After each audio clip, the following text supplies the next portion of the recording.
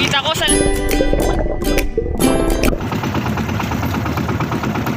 Dito na kami guys sa dagat. Sama ko sila Kuya mo rin ang amin yung mga bantay dagat dito sa Kapuluan Central, Linyangan, Quezon. Naghahanap kami ng mga butanding. Punta pa lang kami ngayon sa bangka. So ito medyo hibas na ngayon. Malayo-layo yung bangka. Guys, sakay na kami dito sa bangka. Papunta na sa laot. At maghahanap na kami ng mga butanding.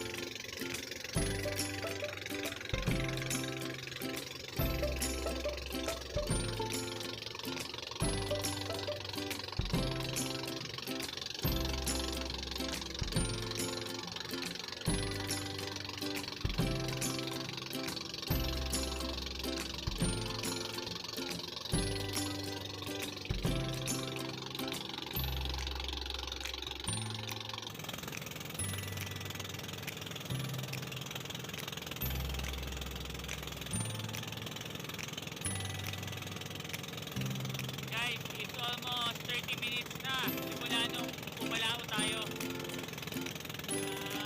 11:30 AM na ngayon, so medyo mainit at mahirap mahanap kung nasan yung ating butanding. So hanggang ngayon wala pa tayo nakikita senyales dito sa coastal area ng Linyangan.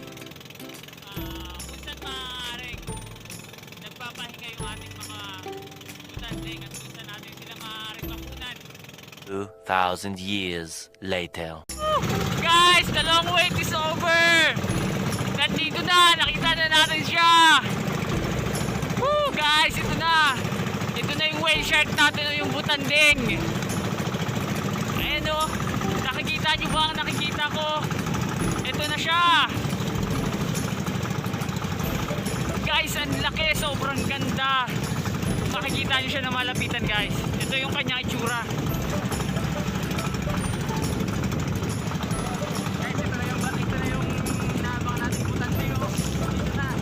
Guys, ito na yung whale shark.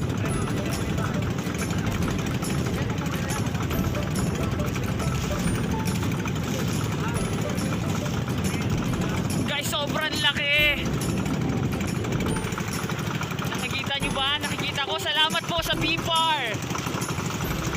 Nakasama natin ngayon sa pagdodocumentary ng whale shark.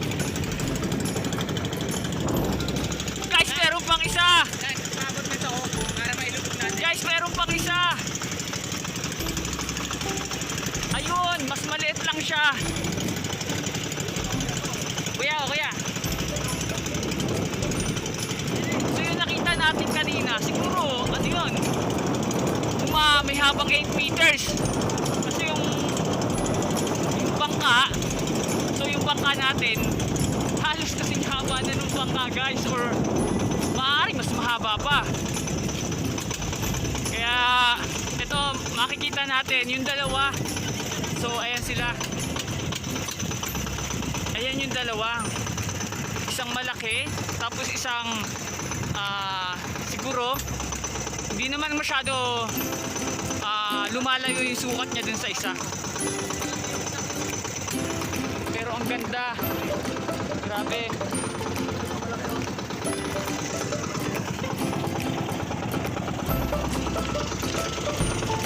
oh. Sobrang haba, di ba?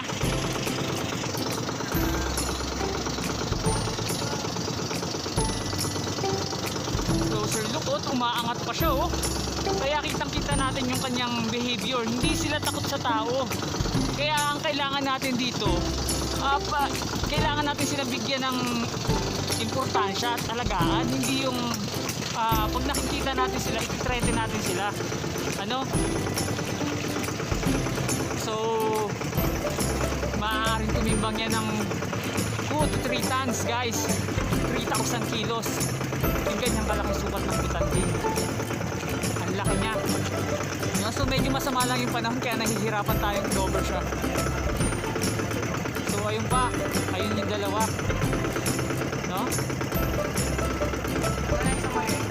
Ayun na yun sa dulo. Nasa kabila.